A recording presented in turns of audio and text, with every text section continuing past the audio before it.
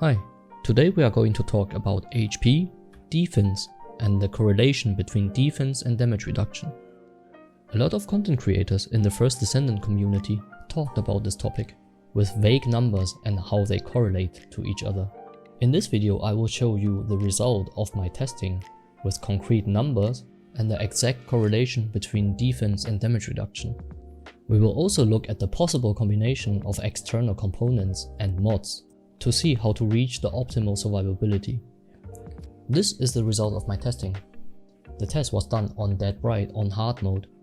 Since we do not have any characters with 0 death, the true damage number at 100% damage is just an estimation based on the test results. Like many other content creators already recognize, the higher the damage reduction, the exponentially more defense you need to achieve that value. If you have 1000 defense, you already reach 13% damage reduction. With 4000 defense, you will reduce the incoming damage by a fourth. With 10,000 defense, you will reduce the damage by 37%. The 50% damage reduction mark is at around 20,500 defense. The 60% damage reduction is at 59,000 defense. The highest defense I achieved in this test was 122,928 defense. The damage reduction I got with this absurdly high defense number was only 68.5%. This damage chart gives us a very good understanding of how the defense works and will serve us as a foundation for our next calculation. So how much defense is required in this game and how much defense is too much? Well, this question is not easily answered since defense is only one part of your survivability. And aside from elemental resistances, there is the value of HP, which plays a bigger role in this part. So how do we combine HP and defense in a single value? Well, we have to dive into the concept of EHP, the effective HP. For example, you have 0 defense and 100 HP, your EHP is 100. Because effectively you only have 100 HP since you cannot reduce the damage that's incoming because your defense number is 0. However, if you have 100 HP and your damage reduction is 50%, your effective HP is 200, because you can actually tank 200 incoming damage since the damage will be reduced by 50%. That means your HP's effective value doubles if you have 27,500 defense. With this in mind, let's have a look at our external components. For the main stat, all the components can drop with HP, shield or death. Generally speaking, in most of the situations, if your descendant is not working with shield as a stat, HP provides more value than shields. So in this case, we will ignore shield as a stat. A max level external component comes with 4638 death or 646 HP. The exceptions are the set components, which have 2 parts with lowered stats. For reasons of simplification, we will ignore that in our calculation. The auxiliary power can drop with a substat of HP, which can go up to a little bit over 900. The memory can drop with a substat of defense, which can go a little bit over 4100.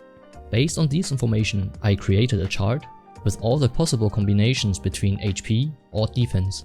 The number 4 and 0 means 4 defense component and 0 HP components. On the bottom of the chart, you can see the different combination of the HP and defense mod and their corresponding effective HP. You can pause the video for detailed numbers. In all 5 scenarios, the combinations with 4 HP components and 0 defense components provides the highest EHP number, very closely followed by the 1 death and 3 HP combination, while the lowest EHP number comes from the 4 defense and 0 HP combo.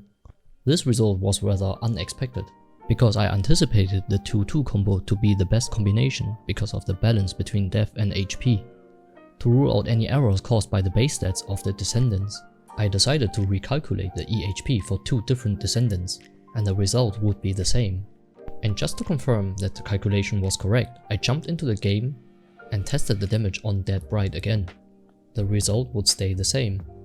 1-3 and 0-4 is just better than 2-2. So what is the conclusion of this experiment? First of all, like I said, this does not apply to characters that works with shield. Also characters that works with death, like Ajax, is also excluded from this experiment, because the defense stats provide other ways of utility to those characters. This experiment shows us that the game is more lenient towards 2 HP instead of defense. This theory is further proven by the EHP difference between the 3 mod variants. 2 HP mod plus 1 defense mod provides a hefty amount of EHP more than the 2 defense mod plus 1 HP mod. Also keep in mind that most of the boss enemies do have elemental damage which cannot reduce by the defense. My recommendation for any non-shield users or non-def users would be to go with 1 defense and 3 HP external components, or to go with 4 HP components entirely. And if your build capacity allows, go for 1 defense mod and 2 HP mods. This video took a lot of effort to make, especially the testing and the calculation. To provide accurate numbers to you, most of the stuff are tested multiple times to prevent errors. If you want to see more of these type of content on my channel, feel free to subscribe. And if you have any questions, just leave a comment.